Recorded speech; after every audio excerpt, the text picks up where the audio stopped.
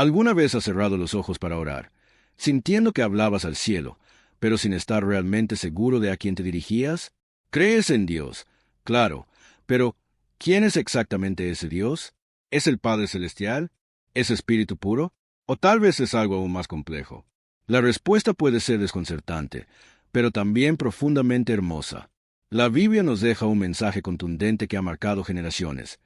Escucha, Israel, el Señor nuestro Dios, el Señor es uno solo.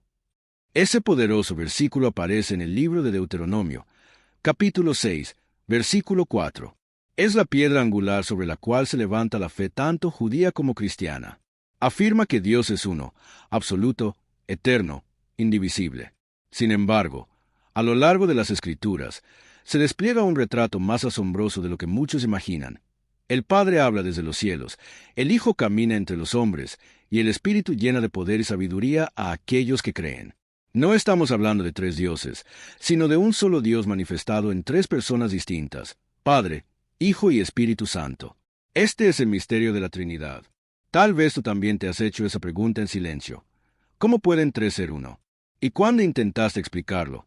¿No fue como tratar de atrapar el viento con las manos? A veces nos sentimos distantes de Dios sin saber que parte de esa desconexión nace de no comprender realmente quién es Él. Pero no te preocupes, no estás solo. Miles de creyentes a lo largo de los siglos han luchado con este mismo enigma. A lo largo de la Biblia encontramos pistas como fragmentos de luz en una noche oscura, pasajes que susurran verdades y otros que estallan como truenos reveladores. Este video no es una clase de teología compleja, es una invitación a ver con claridad algo que puede cambiar no solo tu fe, sino tu identidad. Porque si fuimos creados a imagen de Dios, entender cómo es Él, en su esencia de Padre, Hijo y Espíritu, nos da una visión más profunda de quiénes somos nosotros. Y si te quedas conmigo hasta el final, te mostraré una escena impactante, un momento registrado en los Evangelios donde las tres personas divinas aparecen juntas. Es un instante tan poderoso que ha dejado perplejos a estudiosos y ha hecho llorar de emoción a quienes lo comprenden. Lo que ocurre ahí puede transformar la manera en que lees la Biblia para siempre. Así que no te vayas, porque lo que estás por descubrir no es teoría, es una llave, una puerta hacia una relación real con el Dios que te formó, te rescató y sigue contigo cada día. Desde las primeras páginas de la Escritura, Dios ya nos lanza hacia ese misterio. El libro de Génesis comienza con una declaración contundente. En el principio, Dios creó los cielos y la tierra. Un solo creador, un solo Dios. Pero apenas 2 versículos después algo inusual aparece, y el Espíritu de Dios se movía sobre la faz de las aguas. Y luego, en el versículo 26, escuchamos algo que desafía toda lógica. Hagamos al hombre a nuestra imagen, conforme a nuestra semejanza. ¿Con quién está hablando Dios? No es una metáfora poética. Es un reflejo profundo de su esencia divina. Aquí, desde el primer capítulo de la Biblia, ya se nos revela una conversación interna en la deidad, una unidad que contiene pluralidad. Dios que crea, el Espíritu que se mueve, y una voz que dialoga en el misterio de su propia identidad. Y esto es solo el principio. Cuando damos un salto hacia el Evangelio de Juan, nos encontramos con otra revelación impresionante. En el principio era el Verbo, y el Verbo estaba con Dios, y el Verbo era Dios. Y más adelante, el Verbo se hizo carne y habitó entre nosotros. Jesús no es solo un mensajero. Es la palabra eterna de Dios, presente en la creación, uno con el Padre, y encarnado para caminar entre nosotros. Y lo más impactante, en el momento del bautismo de Jesús, esa realidad se manifiesta por completo. Los cielos se abren, el Espíritu Santo desciende como una paloma, y desde lo alto se oye una voz que dice, «Este es mi Hijo amado, en quien tengo complacencia». Una escena relatada en el Evangelio de Mateo, capítulo 3, donde por un breve instante, la Trinidad se muestra completa ante los ojos humanos. Si este tipo de contenido te está ayudando a ver la Biblia con más profundidad y asombro, no olvides darle like a este video y suscribirte ahora mismo al canal Leyendas y Milagros Bíblicos. Aquí, cada semana, exploramos lo sobrenatural, lo misterioso y lo glorioso que se esconde en las páginas sagradas. Dale clic a la campanita para no perderte nada, porque lo que viene apenas comienza. Mientras Jesús emerge del agua, una escena sobrecogedora se despliega ante nosotros. El Padre Celestial habla desde lo alto, el Hijo está presente en el río Jordán, y el Espíritu Santo desciende en forma de paloma. 3 presencias distintas, pero un solo y verdadero Dios operando en total unidad. No hay confusión, no hay contradicción. Lo que para muchos es un acertijo teológico, en realidad es una revelación profunda de cómo Dios actúa y se manifiesta. Y si esta aparente paradoja fuera, en el fondo, una invitación divina a confiar más allá de la lógica humana, porque tal vez el mayor misterio de la fe cristiana sea, al mismo tiempo, la mayor ventana al corazón amoroso de Dios. Cuando hablamos de la Trinidad, no faltan quienes digan, pero esa palabra ni siquiera aparece en la Biblia. Y tienen razón, el término Trinidad no figura en las páginas del Antiguo ni del Nuevo Testamento. Pero eso no significa que la verdad detrás de esa palabra esté ausente. De hecho, muchas palabras que usamos hoy, como Biblia, encarnación o omnisciencia, tampoco están escritas literalmente, y sin embargo, nadie pone en duda su poder, su realidad o su importancia en la fe. La palabra Trinidad fue adoptada mucho después, no como un invento religioso para confundir, sino como una herramienta humana para describir con precisión algo que ya era evidente en las Escrituras: un solo Dios revelándose en tres personas divinas. Los primeros cristianos no estaban creando una nueva doctrina, estaban dando nombre a un patrón que veían repetirse en la historia sagrada: Padre, Hijo y Espíritu, cada uno plenamente divino, cada uno distinto, pero siempre unidos en voluntad, propósito y esencia. Y si hay un momento donde esa verdad se vuelve aún más clara, es en una frase pronunciada por el mismo Jesús antes de ascender al cielo. En el Evangelio de Mateo, capítulo 28, versículo 19, él dice: Por tanto, vayan y hagan discípulos de todas las naciones, bautizándolos en el nombre del Padre, y del Hijo, y del Espíritu Santo. ¿Notas el detalle? Jesús no dice en los nombres, sino en el nombre singular de tres personas. Una sola identidad divina con tres manifestaciones personales. Ese pequeño matiz no es casualidad. Es una mina de oro para el entendimiento espiritual. Jesús no enumera tres dioses. Él presenta una unidad celestial que opera con perfecta sincronía. ¿Alguna vez habías notado eso? ¿Te diste cuenta de que en ese solo versículo Jesús está revelando quién es verdaderamente Dios? La palabra Trinidad puede haber sido creada por humanos, pero la verdad que representa es revelación directa de lo alto, no salida de la filosofía ni de la imaginación, sino anclada en los relatos sagrados. Entonces, tal vez la pregunta correcta no sea: ¿por qué la palabra Trinidad no está en la Biblia? Sino más bien, ¿estamos dispuestos a creer lo que la Biblia nos muestra sobre la identidad de Dios, aunque desafíe nuestra lógica? Porque a veces la verdad no viene envuelta en explicaciones racionales, sino en experiencias que tocan el alma y hacen temblar el corazón. Y hay momentos, escenas poderosas, donde ese misterio no solo se insinúa, se manifiesta con fuerza. Escenarios donde la Trinidad no susurra, sino ruge con majestad. Comencemos por uno que quizás has escuchado muchas veces, pero tal vez nunca lo habías observado con atención divina: el bautismo de Jesús. El Evangelio de Mateo, en el capítulo 3, relata cómo Jesús se acerca al río Jordán. Entra al agua. Juan lo bautiza. Y entonces, los cielos se abren.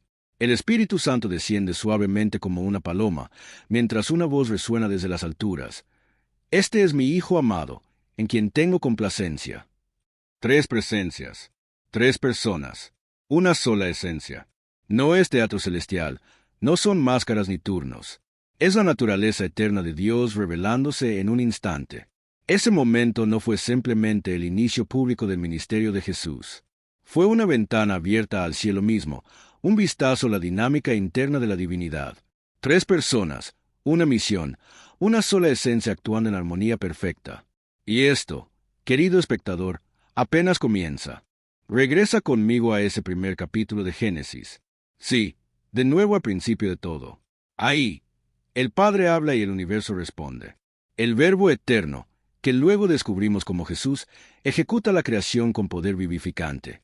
Y el Espíritu de Dios, activo y presente, se desliza sobre el abismo con propósito y vida. Esa misma danza divina vuelve a surgir en Pentecostés. El Padre, cumpliendo lo prometido por el Hijo, envía al Espíritu Santo.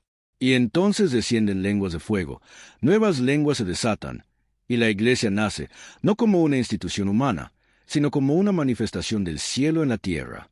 Este nacimiento no fue un accidente. Fue el cumplimiento exacto de un plan que el Padre concibió, que el Hijo aseguró con su victoria en la cruz, y que el Espíritu activó con poder.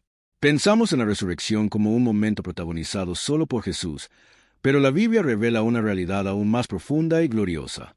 En el libro de los Hechos, capítulo 2, versículo 32, se nos dice que fue Dios quien resucitó a Jesús. Pero Jesús también declaró en Juan, capítulo 10, versículo 18, «Yo pongo mi vida para volverla a tomar». Y Pablo añade en Romanos, capítulo 8, versículo 11, que fue el Espíritu quien dará vida a nuestros cuerpos mortales. Entonces, ¿qué significa esto? Que la resurrección no fue un acto individual, sino una sinfonía divina, una obra perfecta donde el Padre, el Hijo y el Espíritu se movieron como uno solo. Tres personas, un milagro, un solo Dios. No son tres historias separadas. Es una narrativa unificada, tejida por la eternidad para revelarnos al Dios que actúa en perfecta comunión. Y la próxima vez que abras tu Biblia, no leas con visión fragmentada. Busca con los ojos del corazón, porque la Trinidad está en movimiento en cada página, redimiendo, revelando, recreando. Su presencia no es ocasional, es constante. Su obra no es ocasional, es eterna. Y su amor no es simbólico, es transformador. Hay una razón por la que la doctrina de la Trinidad ha sido tan debatida a lo largo de los siglos. No es porque no sea clara, es porque sacude las bases. Porque si Jesús es verdaderamente Dios, entonces no es solo un maestro, no es solo un profeta. Su palabra se vuelve definitiva. Su autoridad, total. Y si el Espíritu Santo no es solo una fuerza, sino una persona divina, entonces no solo nos inspira, nos habita. Y ese hecho exige una decisión. Uno de los errores más comunes de nuestro tiempo es reducir a Jesús a un buen hombre, a un sabio, a un ángel, pero no a Dios. Sin embargo, en el Evangelio de Juan, capítulo 8, versículo 58, Jesús no deja espacio para dudas. Antes de que Abraham existiera, yo soy. No dijo yo era, dijo yo soy. Usó el mismo nombre con el que Dios se reveló a Moisés en la zarza ardiente, y la gente lo entendió perfectamente. Por eso intentaron apedrearlo, porque entendieron que no estaba insinuando algo, estaba declarando que Él es Yahvé. Después de la resurrección, Tomás, el que dudaba, cayó de rodillas y dijo, «Señor mío y Dios mío». Eso está en Juan, capítulo 20, versículo 28. Jesús no lo corrigió, no lo redirigió, aceptó la adoración, porque no estaba representando a Dios. Él era y es Dios en carne. ¿Y qué del Espíritu Santo? Muchos aún lo imaginan como una energía, un sentimiento o una fuerza impersonal, pero las Escrituras lo presentan como alguien real. En Juan, capítulo 14, versículo 26, Jesús dice, Él les enseñará todas las cosas. En Romanos, capítulo 8, versículo 26, Pablo explica que el Espíritu intercede por nosotros con gemidos que no pueden expresarse con palabras. Y en Efesios, capítulo 4, versículo 30, se nos advierte, no entristezcan al Espíritu Santo de Dios. Una fuerza no se entristece, un poder no intercede. Estas son cualidades de una persona divina que enseña, intercede, siente, guía y ama. ¿Cómo cambiaría tu vida si vieras al Espíritu como alguien real y no como algo? ¿Cambiaría la forma en que le hablas? ¿Le escuchas? ¿Le sigues? Porque la Trinidad no es un concepto reservado para seminarios ni una doctrina opcional. Es el núcleo mismo de la fe cristiana. Sin la Trinidad, no tienes a Jesús verdadero. Sin la Trinidad, no conoces al Espíritu tal como es. Y sin la Trinidad, no puedes comprender plenamente al Dios que te diseñó, que te buscó y que te redimió. Desde afuera, puede parecer abstracto, pero en realidad, la Trinidad es profundamente personal. Porque si el Padre, el Hijo y el Espíritu no estuvieran trabajando en perfecta armonía, tú y yo no estaríamos salvos. Ahora, retrocedamos a antes del principio. Efesios, capítulo 1, versículo 4, declara algo impactante. Dios nos escogió en el antes de la fundación del mundo. Eso es el Padre, que desde la eternidad ya te veía, ya pensaba en ti, ya tejía un plan de redención por amor. Un amor que no empezó cuando naciste, sino mucho antes, cuando ni el universo existía. Y ese amor eterno se volvió carne. En Juan, capítulo 3, versículo 16, lo leemos claro. Porque de tal manera amó Dios al mundo, que dio a su Hijo unigénito. El Hijo descendió a quebranto del mundo. Jesús no vino a observar el sufrimiento, lo abrazó. Vivió una vida perfecta en medio de la imperfección humana. Sufrió hasta lo indecible. Y murió, no por obligación, sino por amor. ¿Por qué lo hizo? Porque el amor del Padre no podía quedarse en palabras celestiales. Necesitaba una cruz, necesitaba una entrega tangible, sangrante, eterna. Y la historia no se detuvo allí. En el Evangelio de Juan, capítulo 16, versículo 7, Jesús dice algo que a sus discípulos les resultó difícil aceptar. Les conviene que yo me vaya, porque si no me voy, el Consolador no vendrá a ustedes. Aquí entra en escena el Espíritu Santo, enviado por el Padre, prometido por el Hijo. No es una idea ni una emoción pasajera. Es real. Él convence al corazón, transforma la mente, consuela el alma y habita dentro de ti como la presencia viva de Dios. Tu salvación no fue un evento aislado en el tiempo. Es una obra continua, profunda y dinámica. Fue planeada desde la eternidad por el Padre, asegurada por el sacrificio del Hijo, y vivida ahora mismo por ti a través del Espíritu. Padre, Hijo y Espíritu, una misión compartida, una redención poderosa, un solo Dios actuando en unidad perfecta. Y esto no es simplemente una doctrina hermosa. Es una cuerda espiritual de la que puedes aferrarte en medio de cualquier tormenta. Porque cuando oras, lo haces al Padre, por medio del Hijo, en el poder del Espíritu. Cuando adoras, es el Espíritu quien enciende tu corazón, te conecta con Jesús y te lleva directo a la presencia del Padre. Cada vez que encuentras paz en medio del caos, cada batalla que has vencido, cada lágrima consolada, es la Trinidad trabajando activamente en tu vida. Tú no estás solo. Nunca lo estuviste. Desde antes del principio del tiempo, Padre, Hijo y Espíritu Santo ya se movían en tu favor. La Trinidad no comenzó en el Nuevo Testamento.